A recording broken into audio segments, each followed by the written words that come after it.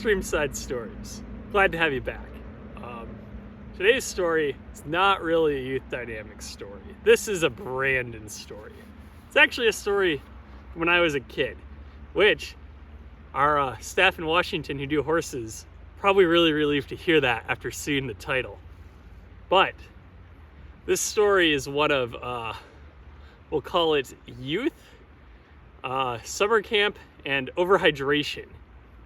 Anyway, I was about 12, and this is the one time, probably a reason it was only once, my parents sent me to summer camp. I grew up in Michigan, and summer camp was right about here in the state. It's called Crane Hill Ranch.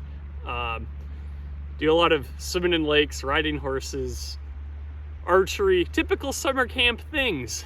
But Michigan summers are pretty hot and humid, and I hadn't learned the art of hydration yet. The first couple days of camp, I'm hardly drinking water. Eventually I get sick, and I go to the nurse, and the nurse is like, well, have you been drinking water? And I was like, no, just a whole lot of soda. And she's like, well, you ought to drink more water. And I was like, no kidding. I feel terrible. So I start drinking lots and lots of water. I don't want to feel sick again. And you know what? I felt a lot better. Just so much water. Water bottles all the time. And I also meant I was using the bathroom a lot. Every 15 to 20 minutes, like clockwork. And that was fine when we're swimming, doing archery, making tie-dye t-shirts, all the summer camp things. Not very rustic, always at least a tree to go pee on. All this worked great till it was about day 4 or 5, and it's time to go on the horse ride. Whole afternoon on the back of a horse. And, I use the bathroom, put my jeans on, gotta wear jeans to ride horses apparently. And go get on the horses. There was a horse at this summer camp called Farting Fonzo. And Fonzo he was a gassy one. I don't know, maybe gluten intolerant, and all he was eating was wheat. I don't know.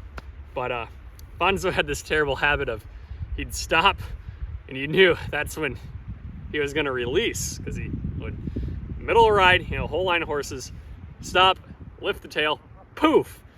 And I had the joy of being the horse behind Fonzo. So, we get all mounted up, start riding, and the horses are well trained, so I don't have to do a whole lot. I say the right things and tug on the reins, but really these horses know to just follow the butt in front of them.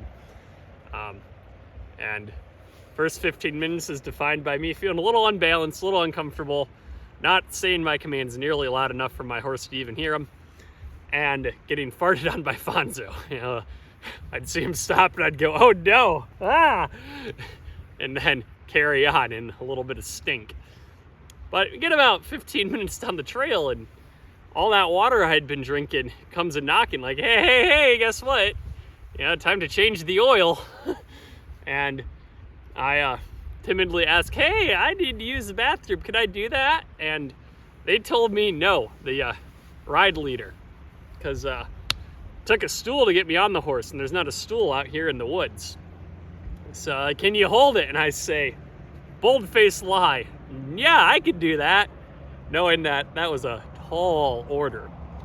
And kidding me, was too afraid of ever being in the way, interrupting anything. So I decide that I'm just gonna suffer silently here, and I'm gonna try to hold it instead of saying, no, this is an emergency, we're gonna have a problem. So I make it about 3 more minutes, and I just can't hold it. And I go, it's a hot summer day, this ride's about an hour longer, and I made a choice, thinking that the sun would dry me out quicker than it would take to get back to the barn. And I just embarrassingly pee on the back of the horse. Just threw the jeans on the saddle on the back of the horse, instead of voicing my need for emergencies, as well as following the advice of others regarding proper water drinking. So I sitting there soaked on the back of a horse, find another horse that has to stop and fart all the time, having a terrible time. I don't think I've been on the back of a horse since. We do our staff conference up in Washington where we have horses. I am yet to get on one of them, and I think it might be because of this experience. think the lesson in there is, hey, there's the very tangible lesson of hydration. I actually share this story often on extended river trips about how to stay hydrated, because it starts with dehydration, ends with overhydration and discomfort. And everybody wonders why I mention horses in the middle of this story. But there's a tangible lesson. I think the deeper lesson there is, you know, like, if you're having trouble with something, say something before it becomes big trouble. And, you know, stand up for yourself a little bit. Also, follow the guidance given to you. 12-year-old me was not very good at that. And all this accumulates in me getting farted on by a horse and peeing on another one. So that's the story for today. Tune in next week. Pretty sure Ryan, the infamous OG Streamside storyteller, is next week. And he's far funnier than me and has equally good stories. So if you're new to Youth Dynamics and want to know more about what we do as a ministry, the links will be in the description below about what we are, who we are, what we do.